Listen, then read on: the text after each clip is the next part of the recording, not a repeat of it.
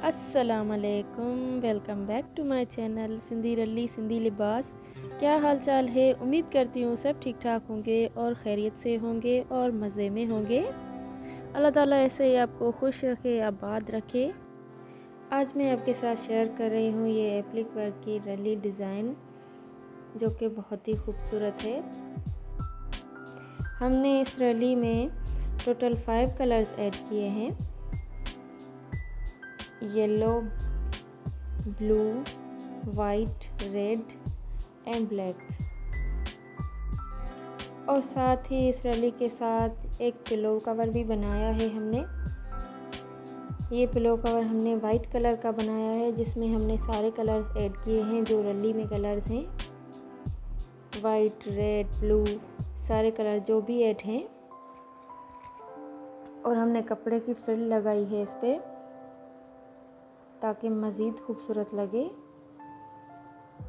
I hope ये video आपके लिए हेल्पफुल होगा। आई होप ये डिज़ाइन भी आपके लिए हेल्पफुल होगी। ये कंप्लीट दिखा रही हूँ मैं आपको, डिटेल में दिखा रही हूँ डिज़ाइन। ये बैक साइड है जो कि हमने प्लेन रखी है और इस तरह हमने बटन अटैच किए हैं। और ये बॉर्डर है जिस पे हमने सारे कलर्स ऐड किए हैं, जितने भी रली में कलर्स ऐड हैं। हमने बॉर्डर सिर्फ वाइट एंड ब्लैक रखी है, जिस पे हमने सारे कलर्स ऐड किए हैं जो भी रली में कलर्स हैं।